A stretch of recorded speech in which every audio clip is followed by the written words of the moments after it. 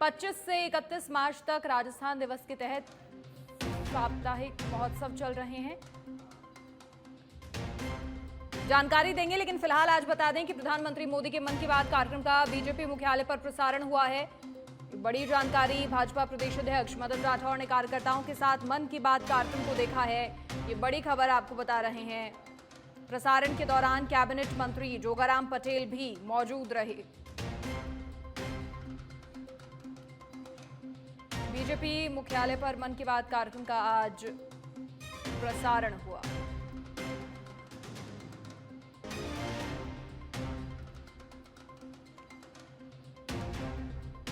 तो बीजेपी प्रदेश अध्यक्ष मदन राठौड़ ने कार्यकर्ताओं के साथ मन की बात कार्यक्रम देखा। जब भी प्रधानमंत्री मोदी मन की बात कार्यक्रम करते हैं तो पूरा देश उन्हें सुनता है।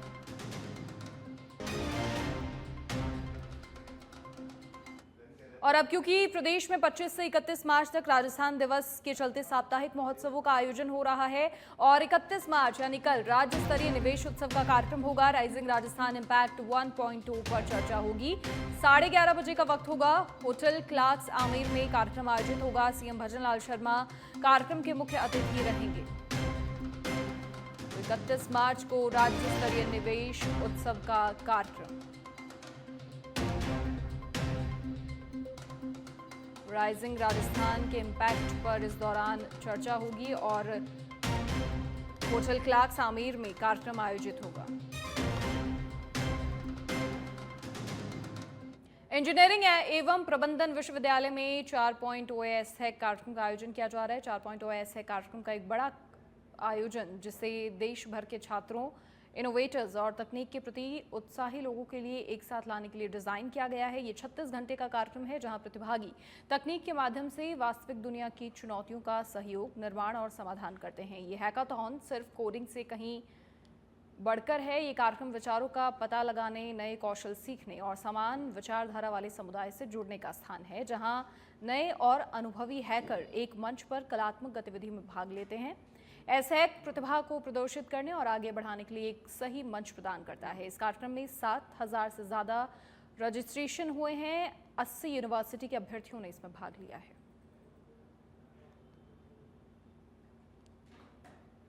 तो इनोवेटर्स और तकनीक के प्रति जो लोग उत्साही रहते हैं वो इसमें हिस्सा ले रहे हैं और नए कौशल सीखने वाले लोगों के लिए एक अच्छा मंच इस कार्यक्रम के जरिए दिया जा रहा है।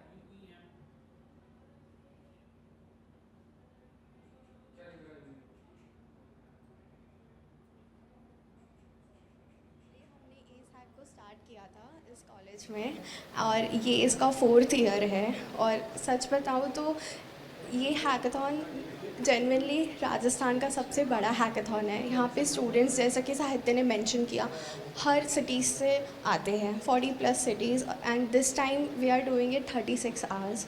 लोग ब्लॉकचेन, AI इनके ऊपर बहुत अच्छे अच्छे प्रोजेक्ट्स बना रहे हैं। मैंने देखा कि कोई टीम आई है जिन्होंने एक रोबोट बनाया जो बहुत अच्छा काम कर रहे हैं। मेंटर्स आए हैं, गूगल, माइक्रोसॉफ्ट, यहाँ से जो लोगों को बच्चों को मेंटरिंग कर रहे हैं। उसके बाद में बड़ी बड़ी कंपनीज़ है, राइजन, एड्यूचेन, एप्टॉस, कोरडाओ। सो बहुत अच्छा लग रहा है यहाँ पे। I am enjoying it a lot, and to be very honest, this is the best hackathon of Jaipur.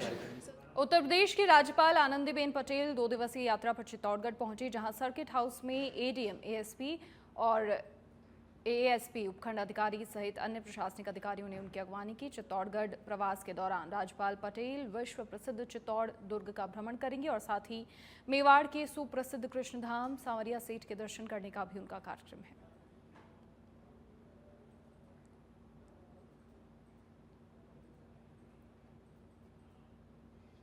और अब जैसलमेर की रामदेवरा से खबर है, जहां आतंकवाद विरोधी मोर्चा के अध्यक्ष MS बिट्ठा पहुंचे रामदेवरा। चैत्र नवरात्र पर विशेष रूप से बाबा की समाधि के दर्शन करने के लिए रामदेवरा पहुंचे। बाबा रामदेव समाधि स्थल पर दर्शन करके देश में खुशहाली की कामना की। तो आतंकवाद विरोधी मोर्चा के अध्यक्ष पहुंचे चैत्र नवरात्र पर विशेष रूप से बाबा की समाधि के दर्शन करने के लिए पहुंचे और देश में खुशहाली की कामना की। जैसलमेर के रामदेवरा से खबर। आतंकवाद विरोधी मोर्चा के अध्यक्ष रामदेवरा पहुंचे। पाली के बाली उपखंड के नाना थाना क्षेत्र में एक दर्दनाक घटना सामने आई है। रामपुरा पंचायत के गांव में प्रवीण कुमार कानाराम गरासिया की कच्ची झोपड़ी में अज्ञात कारणों से आग लग गई। घटना के समय परिवार के सभी सदस्य गेहूं की कटाई के लिए मजदूरी पर गए थे। आग इतनी भीषण थी कि घर का सारा सामान जलकर राख हो गया। इसमें परिवार के कपड़े, बिस्तर, पलंग और अन्य जरूरी सामान के साथ 10 बोरी गेहूं और 4 बोरी मक्का भी जल गए। स्थानीय लोगों ने हैंडपंप से पानी लाकर आग बुझाने का प्रयास किया, लेकिन तब तक सब कुछ जलकर खाक हो चुका था। रामपुरा के सरपंच कैलाश गरासिया ने राज्य सरकार को पत्र लिखकर पीड़ित श्रमिक परिवार को मुआवजा देने की मांग की। उन्होंने कहा कि प्रधानमंत्री या मुख्यमंत्री सहायता कोष से मदद मिले तो गरीब परिवार का घर फिर से बच सकता है। लोकसभा स्पीकर ओम बिरला कोटा शहर के थेगड़ा इलाके में पूज्य सिंधी पंचायत के कार्यक्रम में शामिल हुए। इस दौरान विस्थापित सिंधी समुदाय के पुरुषार्थी और कठिन परिश्रमी स्वभाव की जमकर प्रशंसा की। तो वहीं बीजेपी विधायक संदीप शर्मा के साथ सिंधी सामुदायिक भवन सिंधु पैलेस की नींव रखी गई। साथ ही कहा कि कोटा में एक ऐसा सिंधी भवन बनाएंगे कि उसके जैसा कोई दूसरा भवन नहीं होगा और सांसद कोष से अधिकतम देय राशि देकर उससे निर्माण में लगाएंगे। बिरला ने इस दौरान सिंधी समुदाय के धर्म और संस्कृति की रक्षा के लिए किए गए बलिदानों को भी याद किया।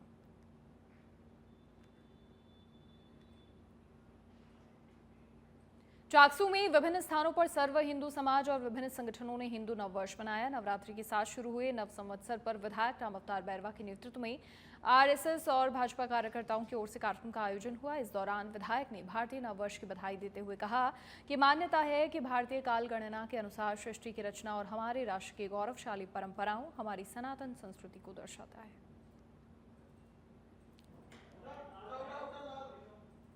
हिंदू नववर्ष पर चाकसू मंडल के सभी कार्यकर्ता राम अवतार बैरवा जी, विधायक जी,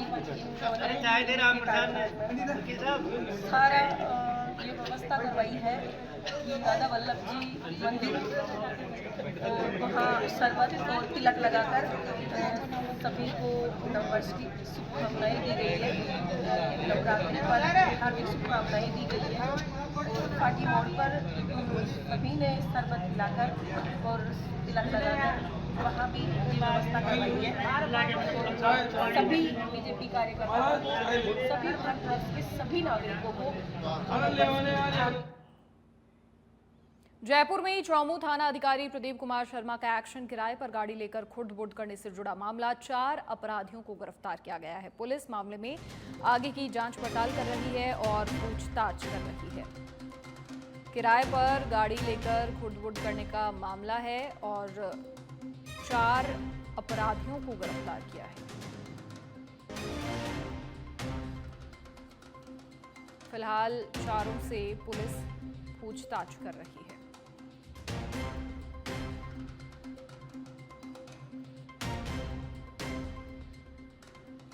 जयपुर में चौमू थाना अधिकारी प्रदीप कुमार का ये बड़ा एक्शन। अजमेर में सिंधी समाज की ओर से भव्य शोभा यात्रा का आयोजन किया गया, जिसमें राजस्थान विधानसभा अध्यक्ष वासुदेव देवनानी शामिल हुए। शोभा यात्रा के दौरान देवनानी ने समाज के लोगों के साथ गरबा और डांडिया खेला, तो वहीं कई जगहों पर शोभा यात्रा पर पुष्प वर्षा की गई। वहीं वासुदेव देवनानी ने सिंधी समाज को शुभकामनाएं देते हुए कहा कि समाज की संस्कृति और परंपराएं देश की धरोहर हैं। उन्होंने समाज को एकजुट रहने और अपनी परंपराओं को आगे बढ़ाने का संदेश दिया। हमारा आराध्य देव भगवान झूलेलाल की जयंती है। इन्होंने सिंध में अत्याचारों से हिंदू समाज को, सिंधी समाज को बचाया था और तब से उन्होंने कहा था जल और ज्योति के प्रतीक की तरह मैं सदैव आपके बीच में रहूंगा। और पूरा समाज आज उनके जन्मदिन को पूरे देश भर में छेज लगा करके, शोभा यात्राएं निकाल करके, पूजा अर्चना करके आज मना रहा है। सारा देश आज झूलेलाल हो रहा है। ये सनातन संस्कृति की जो रक्षा है, संस्कृति के प्रति लोगों का जो है आस्था है, उसके आज प्रतीक है। आज अजमेर में भी लगभग 50-60 झांकियों के साथ शहर के प्रमुख मार्गों से झूलेलाल धाम से प्रारंभ होकर के हम पूरे शहर की परिक्रमा करके और झुंझुनू में राजस्थान दिवस पर विविध कार्यक्रमों का आयोजन हुआ। इस दौरान रन फॉर फिट राजस्थान और लावरेश्वर महादेव मंदिर में जलाभिषेक का कार्यक्रम हुआ।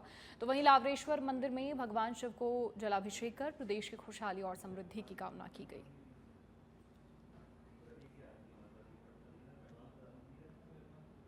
राज्य सरकार के निर्देशानुसार आज 30 मार्च 2025 को राजस्थान दिवस के उपलक्ष्य में झुंझुनू जिले के लावरेश्वर महादेव मंदिर में पूजा अर्चना की गई। जिला स्तरीय अधिकारियों और जो स्थानीय लोगों के साथ में और पत्रकार बंधुओं के साथ में आज यहाँ पर लावरेश्वर महादेव जी का जलाभिषेक किया गया, पूजा अर्चना की गई और जिले के लिए शुभकामनाएं और प्रार्थना। पाली के सुमेरपुर में भैरू चौक पर उपखंड प्रशासन और नगर पालिका प्रशासन के तत्वावधान में हिंदू नववर्ष और राजस्थान दिवस पर कार्यक्रम का आयोजन हुआ। कार्यक्रम के मुख्य अतिथि स्थानीय विधायक और कैबिनेट मंत्री जोराराम कुमावत रहे। कार्यक्रम में मुख्य अतिथि समेत जनप्रतिनिधियों का माला और साफा पहनाकर स्वागत किया गया। भारत की जो हो सारी जो कामकाज की पद्धति है वो हिंदू नववर्ष के हिसाब से की जाती है। 1947 के पहले जब 200 साल तक अंग्रेजों का यहाँ शासन रहा, तब से कुछ ये अंग्रेजी नववर्ष की ये शुरुआत यहाँ हुई। लेकिन हमारा अंग्रेजी नववर्ष हमारा अपना नववर्ष नहीं है, वो हमारा अपना हिंदुस्तान का तो हिंदू ही नववर्ष है। और निश्चित रूप से हमें गर्व है कि हम हिंदू नववर्ष को हम हमेशा मनाते हैं। और अभी जैसे एडीओ साहब ने बताया कि हिंदू नववर्ष कोई हिंदुओं का ही नववर्ष नहीं है, भारत में रहने वाले हर नागरिक का नववर्ष है ये हिंदू नववर्ष। चाहे वो किसी भी जाति धर्म को पालता हो, चाहे वो किसी वर्ग का हो, ये सबका नववर्ष है, हिंदू नववर्ष है। भारत 30 मार्च 1949 को 19 रियासतों के एकीकरण के पश्चात हमारा राजस्थान जो आज वर्तमान स्वरूप में है वो हमारा गठित हुआ था। उस दिन भी चैत्र शुक्ल प्रतिपदा मतलब चैत्र की एकम थी शुक्ल पक्ष की, और आज भी चैत्र शुक्ल प्रतिपदा एकम है। तो बड़ा अद्भुत संयोग है कि दोनों एक ही दिन आज आ रही है। और राजस्थान सरकार ने इसी प्रसंग वैसा आगे फैसला किया है कि आगे से राजस्थान दिवस है वो चैत्र शुक्ल जो प्रथमा है उसी दिन मनाया जाएगा, ना कि 30 मार्च को। तो चूंकि हमें याद है कि विक्रम संवत जो हमारा भारतीय उपमहाद्वीप का जो हमारा कालखंड जो उज्जैन के महाराजा प्रतापी महाराजा विक्रमादित्य थे, उन्होंने ईसा पूर्व